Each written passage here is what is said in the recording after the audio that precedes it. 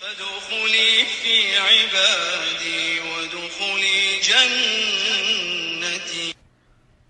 فادخلی فی عبادی وادخلی جنتی، اے بندے داخل ہو جا میری جنتوں کی طرف۔ نحمدہ ونصلی علی رسولہ الکریم، اما بعد، اعوذ باللہ من الشیطان الرجیم، بسم اللہ الرحمن الرحیم۔ سورہ فاتحہ کی عظمت اور بزرگی اور اس کی اہمیت۔ سورہ فاتحہ وہ مبارک صورت ہے جسے ام القرآن بھی کہا جاتا ہے، جس کی احادیث میں بڑی فضیلت آئی ہے۔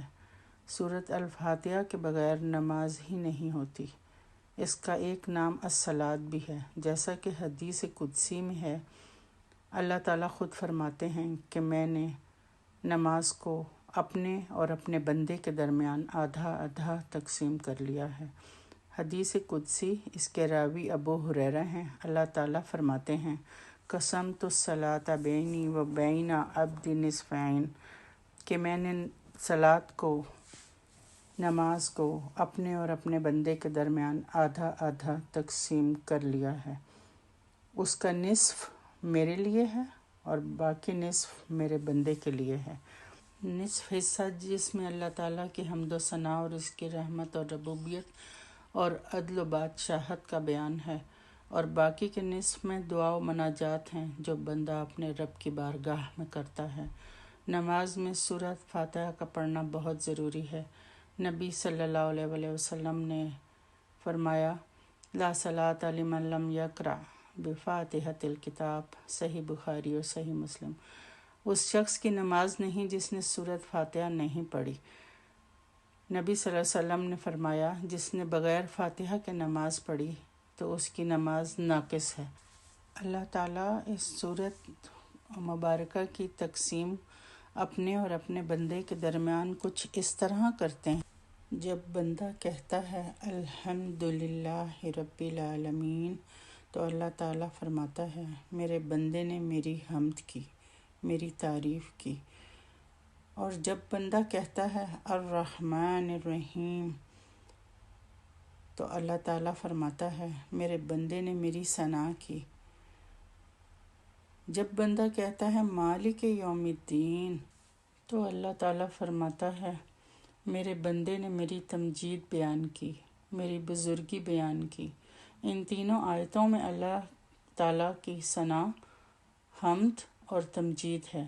یہ تین آیتیں خالصتاً صرف اللہ سبحانہ تعالیٰ کے لیے ہیں۔ اب چوتھی آیت، ایاک نعبد و ایاک نستعین، یہ وہ قول و قرار اور عہد و میثاق ہے جو اللہ اور اس کے بندے کے درمیان مشترک ہے۔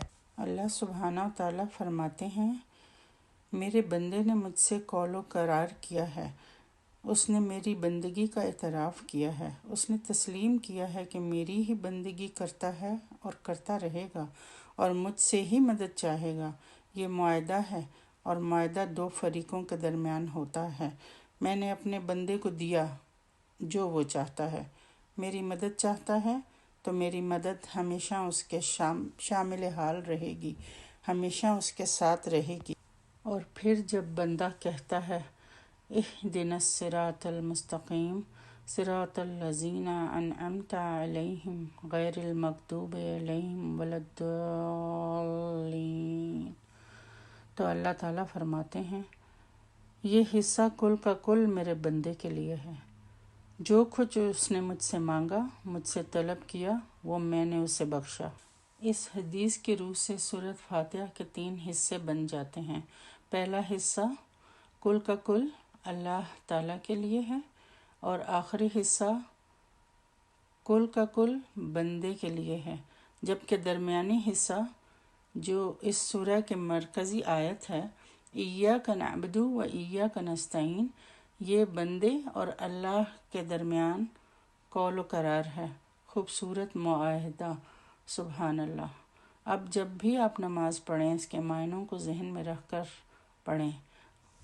جب ہم دل سے اور پورے شعور کے ساتھ، توجہ اور تعظیم کے ساتھ یہ سورہ پڑھیں گے، اپنے آپ کو اللہ سبحانہ تعالیٰ کے حضور پیش کر کے پڑھیں گے تو انشاءاللہ وہ مقصود حاصل کر لیں گے جو کہ بندہ مومن اللہ تعالیٰ سے گمان کرتا ہے انشاءاللہ۔ وآخر دعوانا ان الحمد للہ رب العالمین۔